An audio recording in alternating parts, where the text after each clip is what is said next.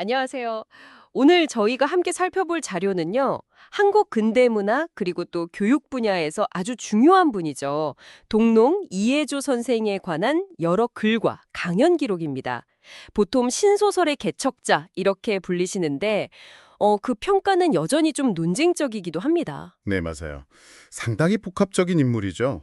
그래서 이번 시간에는 이 보내주신 자료들을 가지고 이해조 선생이 대체 어떤 분이었는지, 또 그분의 문학이나 교육활동, 이게 어떤 의미가 있는지, 그리고 그를 둘러싼 좀 상반된 평가들 있잖아요. 이런 것들을 좀 깊이 있게 파헤쳐 보려고 합니다. 자, 그럼 한번 풀어볼까요? 네, 좋습니다. 시대를 좀 앞서갔다고 평가받는 인물에게는 어떤 복합적인 면모가 있을지 같이 한번 보시죠. 우선 이 이해조 선생 1869년에 태어나서 1927년에 돌아가셨는데요. 포천 출신이고 조선 왕족 배경을 가지셨어요. 임평대군의 10대 손이라고 하더라고요. 아, 왕족 출신이셨군요. 네. 주로 활동했던 시기는 이제 애국계몽기. 그러니까 1900년대 초반 나라가 좀 위태로울 때 교육과 문화로 민족의 힘을 키우자 뭐 이런 시대였죠. 이 시기에 무려 40편이 넘는 신소설을 쓰셨다고 자료에 나와요. 신소설 뭐 잘 아시겠지만 이전 고소설과는 다른 좀 더 근대적인 내용과 문체를 담은 거잖아요. 그렇죠. 새로운 형식이었죠, 당대에는. 근데 이 작품들이 단순한 일거리가 아니라 뭐랄까 민족의 의식을 일깨우는 교육적인 도구 이런 걸로도 활용됐다는 분석이 있어요. 특히 뭐 자유종이라던가 화해혈 같은 작품들 이게 당시 사회의 어떤 모순 이런 걸 지적하고 또 여성 교육의 중요성 같은 계몽적인 주제를 다뤘다고 강조하고 있습니다. 네, 여기서 정말 흥미로운 지점이 나오는데요. 그 자료들을 보면 이분의 문학 활동하고 교육에 대한 신념이 아주 강하게 연결되어 있다는 거예요. 잠상태 같은 그 초기 작품부터 이미 소년 교육, 여성 교육 이런 필요성을 막 강조하셨고, 초기부터요? 네. 그리고 실제로 뭐 낙연의 숲, 신야의 숲, 기호학교 이런 여러 학교 운영에 평생 관여했다 이런 기록도 나오거든요. 와, 직접 운영까지? 그러니까 이분의 작품 세계 자체가 뭐랄까 교육구국론 아시죠? 교육으로 나라를 구한다. 이걸 실현하는 중요한 통로였다. 이렇게 볼 수 있는 거죠. 그리고 자료 중에는 또 이분이 연동교회 신자셨는데 그래서 아마 기독교 영향을 받아서 남녀평등이나 여성교육에 대해 당시로서는 꽤 진보적인 생각을 가졌을 수 있다. 이런 분석도 있더라고요. 아, 그렇군요. 그럼 이분의 소설들이 그 당시 독자들에게는 그냥 재미있는 이야기가 아니라 실제적인 교육교재처럼 여겨졌을 수도 있겠네요? 네, 충분히 그럴 수 있죠. 그런데 우리가 보통 신소설하면 그 시작은 이인직의 혈의 누다 이렇게 배우잖아요. 그렇죠. 교과서에도 그렇게 나오고요. 근데 보내주신 자료 중에는 이 통념에 좀 의문을 제기하는 내용도 있더라고요. 맞습니다. 그 최원식 교수 주장을 인용한 자료가 대표적인데요. 이해조가 이인직보다 작품 수도 훨씬 많고 문학적인 성취도 더 높다. 아, 정말요? 네. 그리고 결정적으로 이인직과는 달리 명확한 친일 행적이 없다. 이 점을 근거로 들어요. 그래서 신소설 역사를 아예 이해조 중심으로 다시 써야 한다.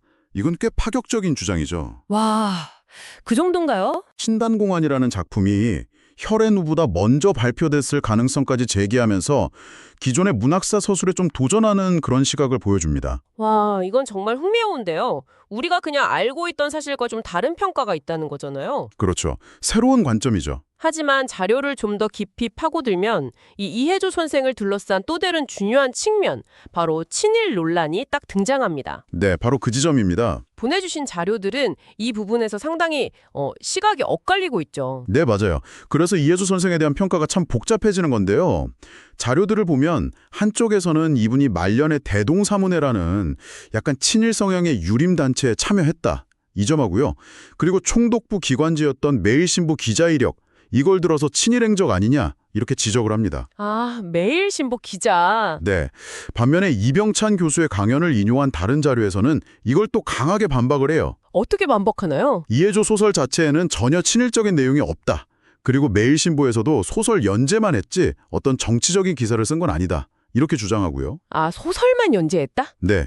그리고 또 대한제국 시기, 그러니까 1903년에 잠깐 맡았던 중추원 의관이라는 관직 경력이 있는데 이걸 훨씬 뒤인 일제강점기 때의 친일 행적하고 연결하는 건 좀 무리가 있다. 이런 주장도 제기돼요. 시기적으로 차이가 크다는 거군요. 그렇죠. 그러니까 이처럼 자료들은 상반된 평가가 그냥 공존한다는 걸 명확히 보여주고 있고요.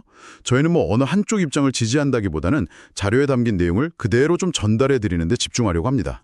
네, 맞습니다. 결국 자료들을 이렇게 쭉 종합해 보면 이해조 점생은 근대 초기에 정말 많은 작품을 통해서 문학과 교육에 기여한 중요한 인물인 건 맞지만 그의 삶 전체, 특히 이제 말년 행적에 대한 해석은 여전히 논쟁 중이다. 이렇게 정리할 수 있겠네요. 네, 정확합니다. 자료에 따르면 고향인 포천 지역에서 기념사회패가 활동하다가 지금은 좀 중단된 상태라고 하던데 이것도 이런 복잡한 상황을 좀 반영하는 것 같고요. 네, 그런 맥락으로 볼 수 있겠죠. 오늘 저희는 이렇게 보내주신 이해조 선생 관련 자료들을 통해서요.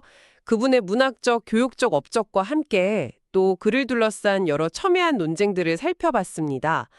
신소설 개척자라는 그 익숙한 이름 뒤에 숨겨진 여러 면모들, 또 논쟁점들을 확인할 수 있는 시간이었습니다. 네, 이 모든 내용이 아마 여러분께 시사하는 바는 결국 역사적 인물에 대한 평가는 결코 단선적일 수 없다는 점일 겁니다. 오늘 살펴본 자료들처럼 새로운 사료가 나오거나 연구자의 관점에 따라서 한 인물에 대한 이해는 계속 변화하고 또 깊어질 수 있다는 것이죠. 맞습니다. 자료 속 논쟁처럼 우리는 과거 인물의 공과 과, 이걸 어떻게 좀 균형 있게 바라봐야 할까요? 시대를 앞서간 그의 문학적, 교육적 메시지, 그리고 또 논란이 되는 행적, 그 사이에서 여러분께서는 어떤 점이 가장 중요하다고 생각하시나요? 정말 생각해 볼 문제네요. 네, 한번 곱씹어 볼 만한 질문인 것 같습니다.